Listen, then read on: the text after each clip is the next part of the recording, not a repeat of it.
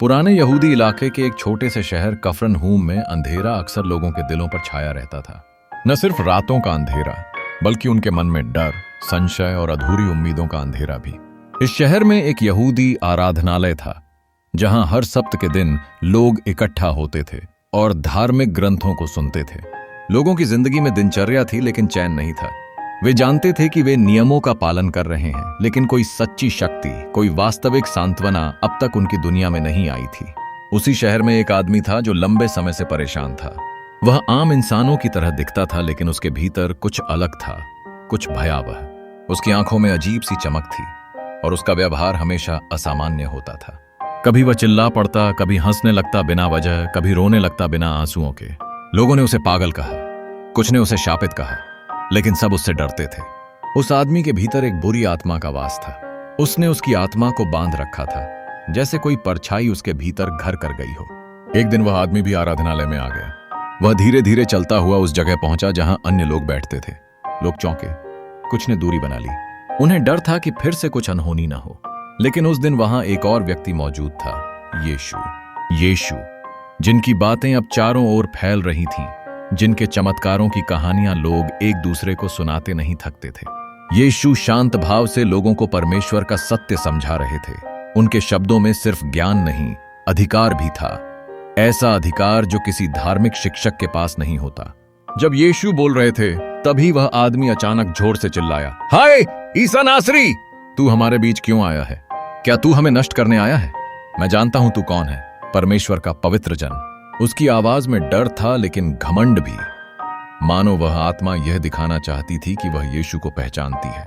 वहां बैठे सब लोग सहम गए। चारों ओर सन्नाटा छा गया। सबकी नजरें यीशु की ओर थीं, लेकिन यीशु न डरे न घबराए। उन्होंने बड़ी शांति से उस आदमी की ओर देखा, लेकिन उनकी आंखों में एक अलौकिक प्रकाश था। फिर उन्होंने कहा, चुप हो जा और उसमें से बाहर निकल जा।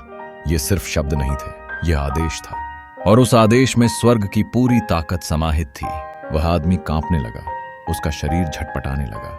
उसके मुंह से एक चीख निकली, इतनी तेज कि पूरी आराधनालय गूंज उठी। लोगों ने देखा कि वह आदमी जमीन पर गिरा, जैसे कोई अदृश्य शक्ति उसे जकड़ रही हो। फिर अचानक सब शांत हो गया। वह आदमी वहीं पड़ा रहा, लेकिन अब उसकी आंखों में वो अजीब चमक नहीं थी।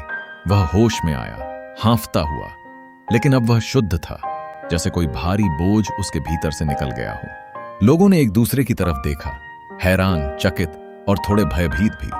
उन्होंने आपस में पूछा, यह कौन है? यह किस अधिकार से बुरी आत्माओं को आदेश देता है और वे उसकी बात मानती हैं? उस दिन यीशु के बारे में चर्चा और भी तेजी से फैलने लगी। लोग अब न सिर्फ उन्हें एक शिक्षक समझते थे, बल्कि एक ऐसे व्यक्ति के रूप में देखने लगे थे जिसके पास आत्माओं पर भी अधिकार है। वह आदमी जो वर्षों से अपनी पहचान खो चुका था, अब पूरी तरह बदल चुका था।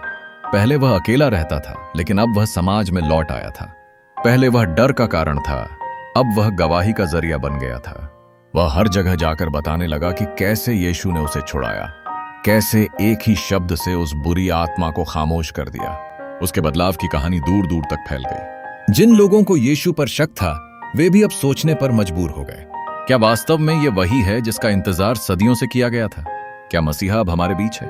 कफरनहूम का वह दिन इतिहास बन गया, और वह कहानी, वह मंजर, जब एक बुरी आत्मा यीशु के सामने कांप गई और चुप हो गई।